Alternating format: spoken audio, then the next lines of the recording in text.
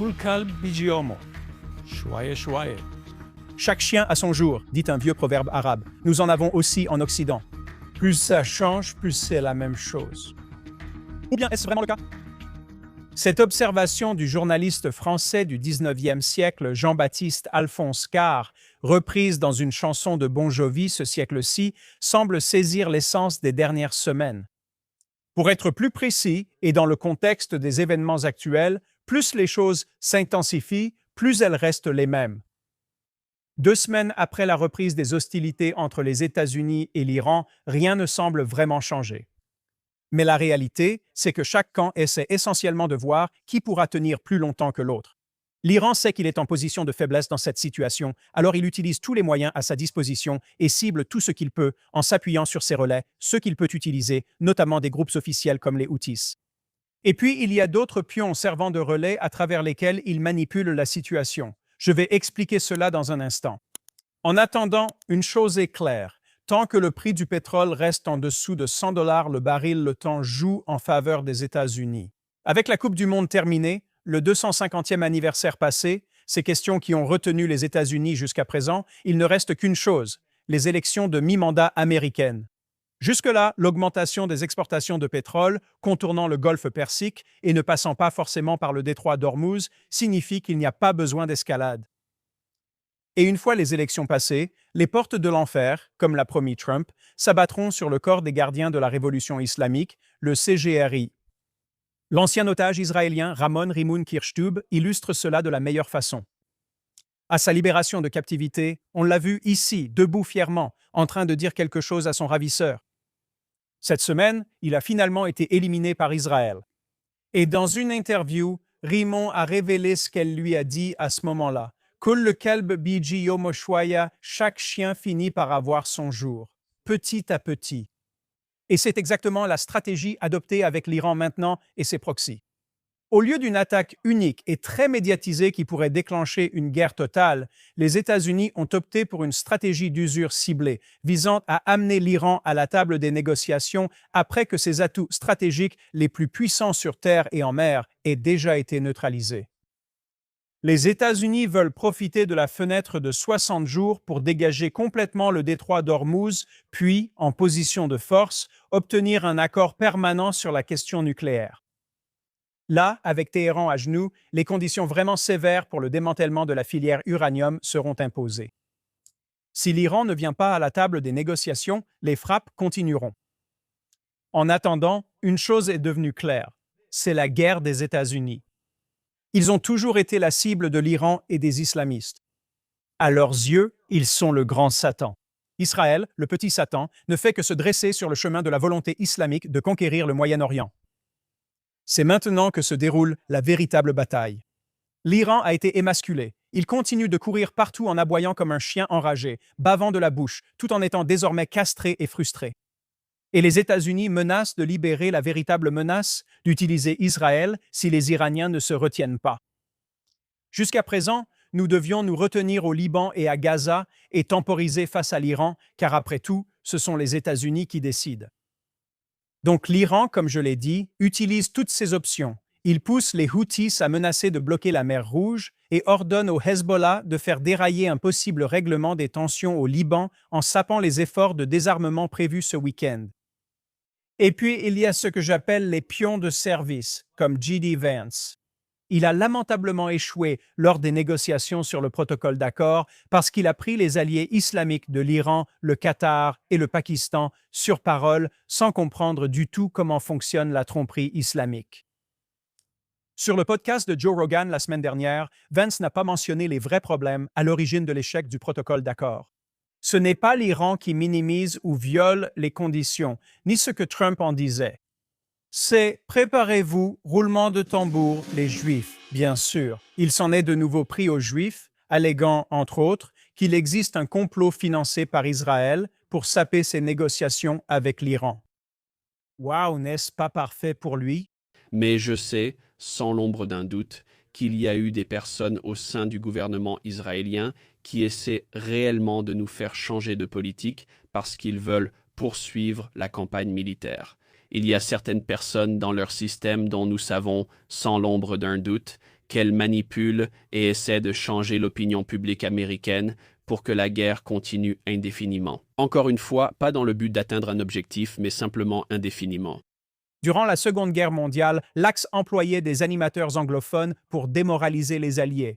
Ils se moquèrent de leur pays, amplifiaient les récits ennemis, exagérèrent la force adverse et essayèrent de convaincre leurs auditeurs que leurs dirigeants étaient corrompus, leur cause perdue et la défaite inévitable. Leurs émissions suivaient toujours la même formule. Votre gouvernement vous ment. Vos dirigeants sont incompétents. Votre pays est faible. L'ennemi est fort et juste. Moi seul vous dis la vérité. Ils se présentaient comme des courageux défenseurs de la vérité, mais leur message n'avait qu'un seul but, affaiblir la détermination de leur propre peuple et renforcer la main d'une puissance étrangère hostile. À l'époque, c'était Lord Haha et Axis Sally. Aujourd'hui, ce sont Tucker Carlson et Megyn Kelly, et maintenant, malheureusement, J.D. Vance. Et si seulement ce n'était que cela. Comme je l'ai mentionné plus tôt, c'est la guerre des États-Unis. Pourquoi tant de gens ne le voient-ils pas ainsi? Oui, en partie, c'est à cause des tendances isolationnistes aux États-Unis. Pour d'autres, c'est une tentative délibérée de détourner l'attention des vrais responsables de la menace sur l'Occident. Un problème est l'appauvrissement du débat politique sur toutes les questions. Non seulement par le manuel politique du marxisme qui simplifie les causes par des slogans émotionnels, mais aussi par l'essence même de la culture occidentale. C'est différent quand des individus ou les médias le font. Quand nos politiciens apprennent à trop simplifier des sujets complexes, la société a un problème.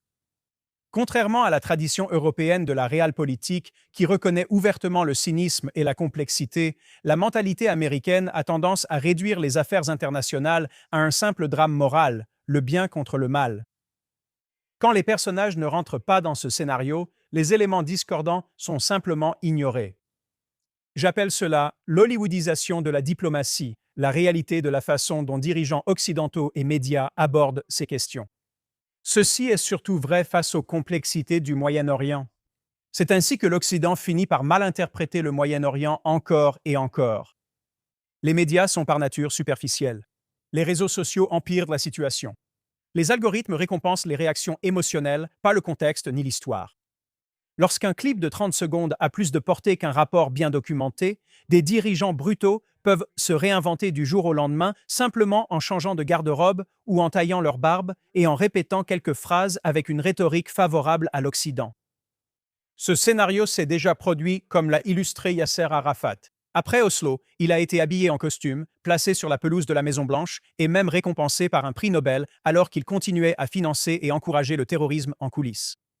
Ses discours en arabe montraient qu'Oslo n'était qu'une tactique temporaire. L'Occident a ignoré cela car cela ne correspondait pas à son récit moral. Et nous voyons le même schéma aujourd'hui avec Al-Jolani, l'ancien commandant d'Al-Qaïda en Syrie. Il a troqué ses treillis contre des costumes sur mesure, a accordé des interviews aux médias américains, a joué au basket sur un terrain et soudain il est présenté comme une alternative pragmatique. Son idéologie n'a pas changé, seule son image de marque a changé. Quand le discours occidental oppose systématiquement forts et faibles, Israël, État souverain avec une armée moderne, est aussitôt vu comme le méchant, sans égard à sa conduite ou ses efforts pour parvenir à des accords. Pendant ce temps, des groupes comme le Hamas, l'autorité palestinienne ou les factions djihadistes sont traités avec une indulgence sans fin parce qu'ils sont perçus comme le camp le plus faible. Les tirs de roquettes, l'incitation à la haine, le financement du terrorisme, le refus de tout compromis politique, tout cela est effacé ou excusé comme une réaction à l'occupation. Le résultat, c'est une distorsion morale. Israël est jugé selon des critères impossibles qu'aucune autre démocratie ne serait censée respecter en se défendant, tandis que les tyrans et les terroristes bénéficient d'une totale indulgence dès qu'ils affichent une façade de victimisation. Le Moyen-Orient n'est pas un film hollywoodien, et vouloir le faire entrer dans un récit hollywoodien est dangereux pour les Israéliens qui le perdent de leur sang. La mission d'Israël n'est pas seulement de s'expliquer, nous devons briser cette illusion de vérité. Ce n'est rien de nouveau, nous avons toujours été la cible, toujours l'excuse. En fait, aujourd'hui, nous apprécions même ceux qui nous haïssent. Nous sommes reconnaissants envers vous tous, même envers ces idiots qui laissent des commentaires dans la section des commentaires.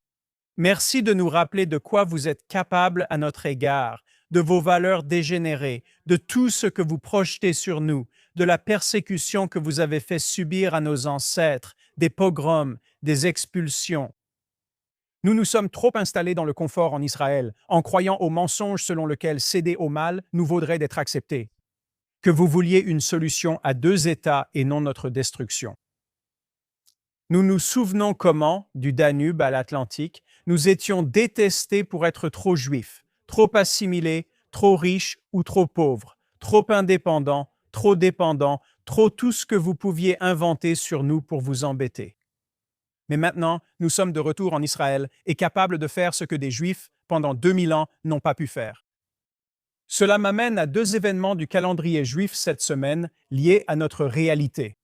Premièrement, mercredi, nous avons commémoré Tisha B'Av, le 9e jour du mois de Av dans le calendrier hébraïque, le jour qui marque la coïncidence de nombreuses tragédies du peuple juif et surtout la destruction de nos deux temples.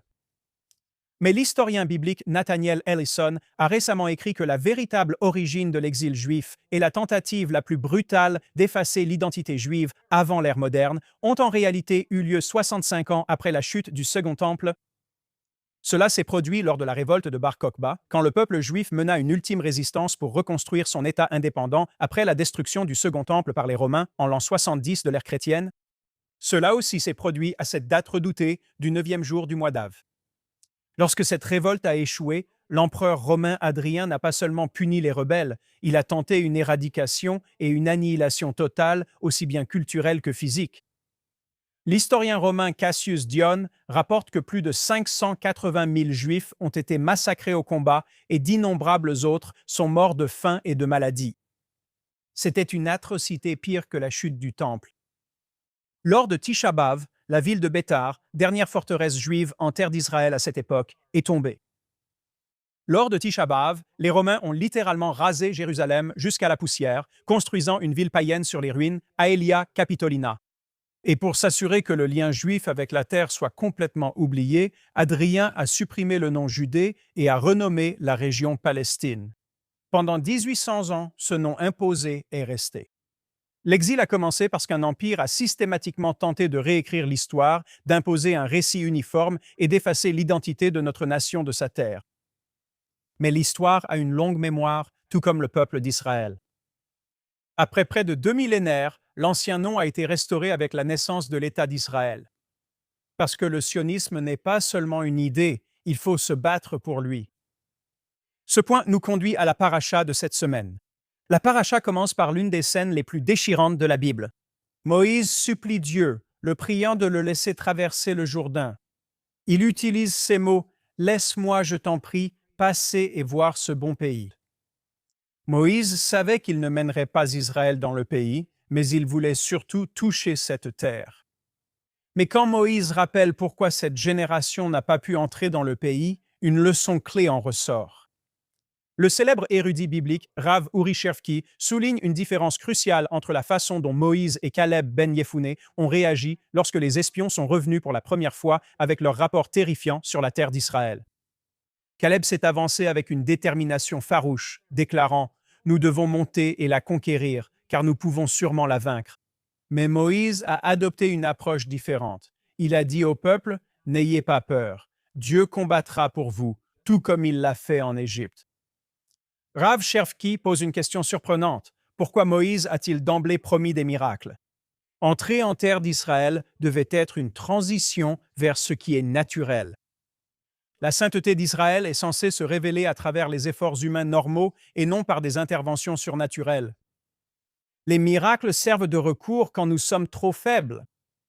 Mais la terre d'Israël exige que nous comptions sur nos propres forces. Parce que Moïse a jugé que la nation était trop faible pour mener une guerre par des moyens humains, la colère de Dieu s'est enflammée et cette génération s'est vue interdire l'entrée. Le commentaire du Rav Uri Cherfki révèle une vérité fondamentale. La terre d'Israël n'est pas un don mystique tombé du ciel par des miracles. C'est une réalité qui doit être conquise, maintenue par l'action humaine, la nature et le courage. En opposant l'attitude proactive de Caleb, nous devons monter et la conquérir. À la dépendance de Moïse envers l'intervention divine. Dieu combattra pour vous. Rav Cherfki montre cela. Le but ultime du peuple juif est de sortir de l'ère du désert, marquée par la dépendance, pour entrer dans l'ère naturelle où nous prenons la responsabilité de notre propre destin. C'est l'essence même du sionisme, la réponse exacte à la tentative de l'empereur romain Adrien de nous effacer lors de Tisha B'Av. Adrien croyait qu'en labourant Jérusalem et en changeant son nom en Palestina, il pourrait briser définitivement l'histoire juive. Durant 1800 ans d'exil, nous avons pleuré, prié et attendu un miracle. Mais le sionisme aujourd'hui, c'est le moment où le peuple juif a incarné l'esprit de Caleb. Nous avons compris qu'on n'obtient pas la terre d'Israël en attendant que la mer s'ouvre. Elle s'obtient lorsque nous faisons l'effort de la restaurer, de la construire, de prouver que nous sommes dignes de nous y installer par nos propres actions, nos propres sacrifices, notre propre souveraineté. En nous levant et en nous battant pour elle, nous la méritons. Une nation qui choisit activement de façonner son propre destin, de se battre pour sa terre et de rester forte face à l'histoire, voilà une nation qui ne pourra jamais être effacée. Je suis Daniel Siman. Merci de m'avoir rejoint ici sur JNS TV à Jérusalem, en Israël. Shabbat Shalom, à la semaine prochaine.